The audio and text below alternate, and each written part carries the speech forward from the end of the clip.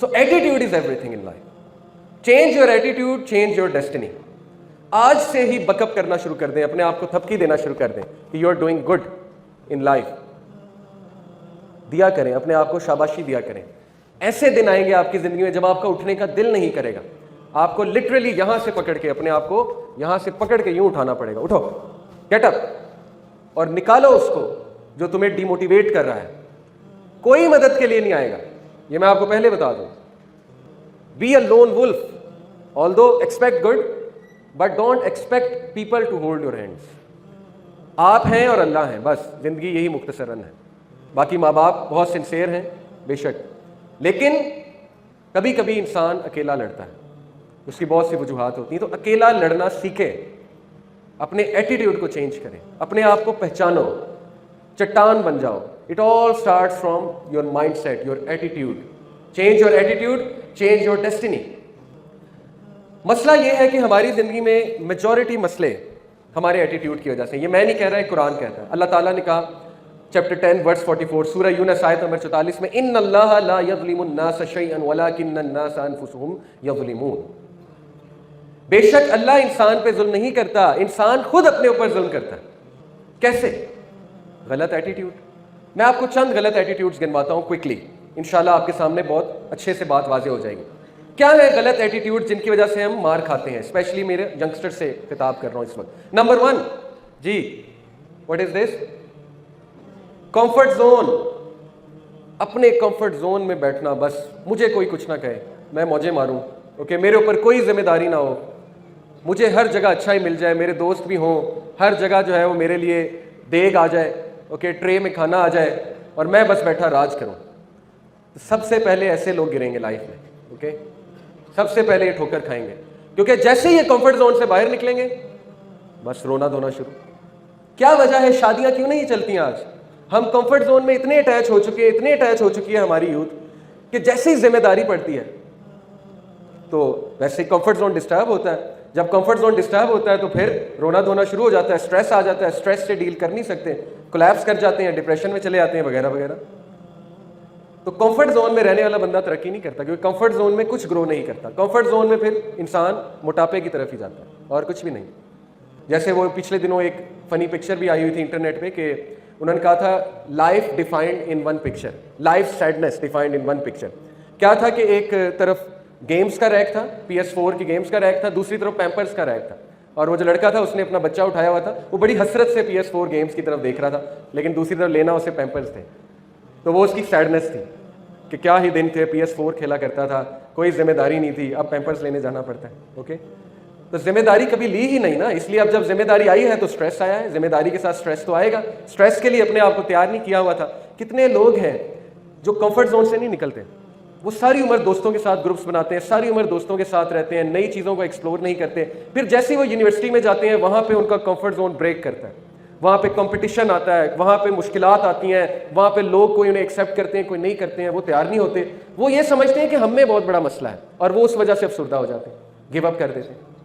इसलिए खुसूसन पेरेंट्स से मैं कहता हूँ अपने बच्चों को कंफर्ट जोन में मत डालें, ये उनके लिए बहुत नुकसानदेह है. Don't give them everything they want, number 1. Number 2, present challenges to them, present competition to them. किसी ना किसी तरह उनको कंपटीशन में डालें. यहूदी किस तरह अपने बच्चों की तरबियत करते हैं, वो बजाय के अमेरिका ले जाएं छुट्टियों में या कहीं और ले जाएं, वो उन्हें बिजनेस कराते हैं. इंटर्नशिप, रेडी पे भी बिठाना पड़े, फ्रूट की रेडी पे वो बिठाते हैं कि बिजनेस तो सीखेगा ना, कुछ तो सीखेगा ना, कल को लीडर बनना इसने जो है वो स्लेव तो नहीं बनना, तो लीडर कंफर्ट जोन में बन के बैठेगा. इसलिए कंफर्ट जोन में रहने वाला बंदा ग्रो नहीं करता. गलत एटीट्यूड. 2% पीपल का जो माइंड सेट है, सिर्फ 2% का वो ये है, going for your dreams, confidence, exploring new things, choosing happiness, fulfillment, act in spite of fear, abundance, living without limits, liking change, excitement, embracing the unknown. बाकी 98% लोग इस तरह जिंदगी गुजारते हैं कि वो जो उन्हें पसंद होता है वही करते रहते हैं, नई चीज़ें ट्राई नहीं करते, अपने आप को चैलेंजेस नहीं देते, थोड़ा सा चैलेंज आ जाए एस्केपिस्ट बन जाते हैं, भागना शुरू कर देते हैं, रोने लग जाते हैं वगैरह वगैरह वगैरह. तो कंफर्ट जोन में बंदा ग्रो नहीं करता. Number 2, me my self and I. गलत एटीट्यूड जिसकी वजह से हम ठोकरें खाते हैं. सेल्फिशनेस, मैं और कोई नहीं, बस मैं ही मैं. क्या वजह है कि हमारे घर में हम इतना अटैच्ड हो चुके हैं अपने आप से, हम इतना मी माई सेल्फ एंड आई के शिकार हो चुके हैं कि किसी दौर में गेस्ट आता था, इंसान खुश होता था, अब गेस्ट आता है तो कंफर्ट जोन डिस्टर्ब होता है, उसको टाइम देना पड़ता है, उसके साथ रहना पड़ता है, उसके लिए कमरा खाली करना पड़ता है, वगैरह वगैरह। क्यों? Because me my self and I. तो जो शख्स हमेशा अपना सोचता है, जिंदगी उसको बहुत गिराती है, बार बार गिराती है। ये तो हॉलीवुड भी बता रहा है ना, Charlie and the chocolate factory देखी है आपने? नॉवल भी बहुत अच्छा है, मूवी भी बहुत अच्छी है, बच्चों की मूवी। उसमें सबसे पहले जो लड़का गिरता है, सबसे पहले जो लड़का कंपटीशन से आउट होता है, जी कोई बताएगा वाई? 5 लोग होते हैं ना, सबसे पहले कंपटीशन से जो आउट होता है, क्या था उसका मसला? टेम्पटेशंस पे काबू नहीं रख सकता, greedy, me my self and I, मैं हर चीज खा लूं, मुझे हर चीज मिल जाए। तो जो शख्स सेल्फिश होता है तो फिर वो ये शिकायत ना करे कि मेरी जिंदगी में इतनी मुश्किलात क्यों हैं। गलत एटीट्यूड। थर्ड गलत एटीट्यूड, लिविंग इन पास्ट। कुछ लोग माजी से ही नहीं निकलते, उन्होंने अपना माजी का एक कंफर्ट जोन बनाया होता है जहां पे वो जाकर रहते हैं।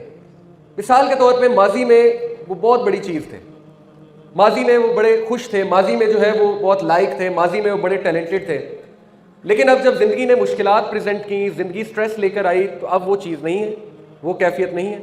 तो बजाय कि वो ये एनालाइज करें कि हालात चेंज हो गए हैं, कोई बात नहीं, इंसान ज़ख्मी हो जाता है, जब ज़ख्मी होता है थोड़ी देर के लिए उसकी ग्रोथ रुक जाती है, बजाय कि वो इस तरह सोचें, वो क्या सोचते हैं कि वो माजी में तो मैं ऐसा था, पास्ट ही सोचते रहते हैं। तो पास्ट में रहने वाला बंदा कभी आगे नहीं बढ़ता। तो पास्ट से निकलना है, क्योंकि पास्ट गुजर चुका है, पास्ट आया चला गया, अच्छा था अल्हम्दुलिल्लाह, बुरा था अल्हम्दुलिल्लाह, जो भी हुआ हो गया। तो पास्ट से निकलना सीखें। एक छोटा सा आपको वाकया सुनाता हूँ कि इशफाक अहमद साहब कहते हैं कि मैंने अपने पोते को अपनी गोद में उठाया हुआ था और बाहर बारिश हो रही थी खिड़की के बाहर, और मैं अपने पोते को दिखा रहा हूँ कि बेटे बाहर देख, बाहर देख, look at the sky, clouds को देखो, देखो ग्रीनरी देखो, बादल देखो, कितनी खूबसूरत दुनिया है। कहते हैं कि वो डर से खिड़की के एक ही तरफ देखी जाए, एक ही तरफ देखी जाए। तो मैंने कहा कि यार बाहर देखो, क्या हो गया, एक तरफ क्यों देख रहे हो, क्या है ऐसा खिड़की में? तो उसने कहा दादा ये क्या है? तो जब कहते कि मैंने गौर किया तो वहाँ पे एक मरी हुई मक्खी थी। तो मैं इतना हैरान हुआ, मैंने कहा कि बेटे तुझे मरी हुई मक्खी नजर आ रही है, बाहर भी तो देखो ना। उसने कहा नहीं ये क्या है? तो कहते उस छोटे से बच्चे ने मुझे एक मसला समझा दिया। मसला ये है कि हमारी ज़िंदगी में देखने वाला बड़ा कुछ होता है, लेकिन हमारी नज़र वो मरी हुई मक्खी पे है बस। वो मरी हुई मक्खी क्या है? हमारा माजी या कोई हादसा। हालांकि हमारे इर्द गिर्द माँ बाप मौजूद हैं, रिश्तेदार मौजूद हैं, कितना अच्छा मौसम अल्लाह ताला कई बार फराहम करते हैं, हमारी ज़िंदगी में शुक्र करने के लिए कितनी चीज़ें हैं, लेकिन नहीं, ऑफ कोर्स वो मक्खी जो है वो हमारा पीछा नहीं छोड़ रही, तो वो हमारा माजी है। तो माजी से जब निकलेंगे तो खिड़की के उस पार नज़र आएगा, अदरवाइज खिड़की के उस पार नज़र कैसे आएगा? तो ये भी गलत एटीट्यूड है, माजी पे फ़ख्र करना और माजी में ही रहना कि मैं ये था, मैं वो था, अब ये हो गया, वो हो गया। गलत सेंटेंसेज है।